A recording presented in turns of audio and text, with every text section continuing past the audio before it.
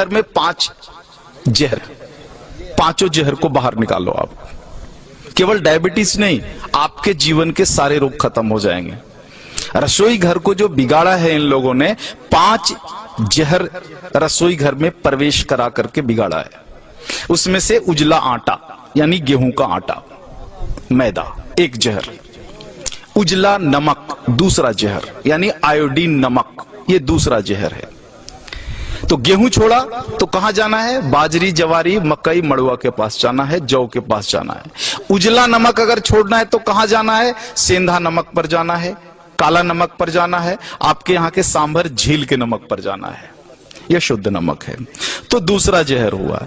तीसरा जो जहर इन्होंने डाला है चीनी।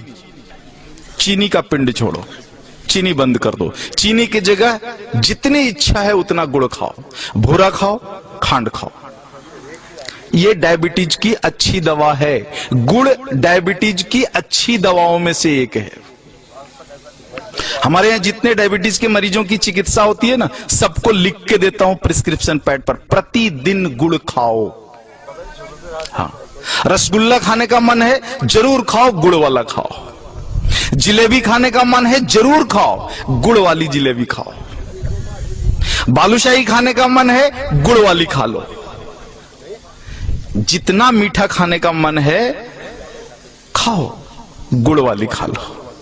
तो तीसरा जो जहर है वो आपका चीनी है। हाँ। और जो चौथा जहर है वो है रिफाइन। हाँ, इस रिफाइन को बाहर निकालो। ये तेल नहीं है।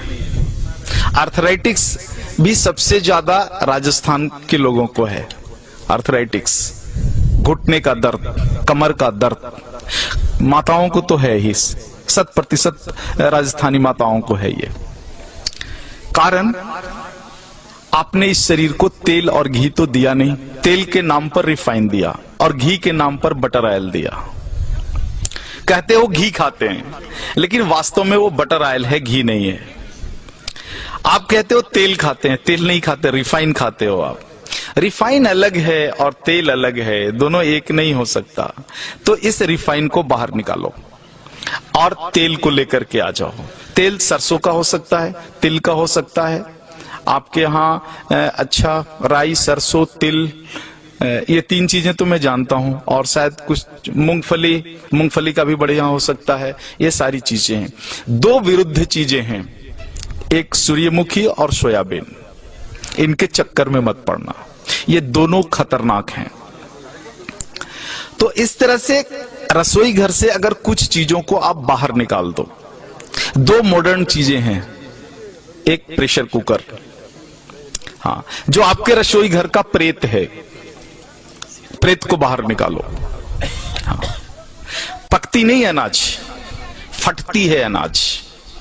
दाल फटता है उसमें, पकता नहीं है। नीचे से ताप और ऊपर से प्रेशर, तुअर का दाल फट जाता है, पकता नहीं है।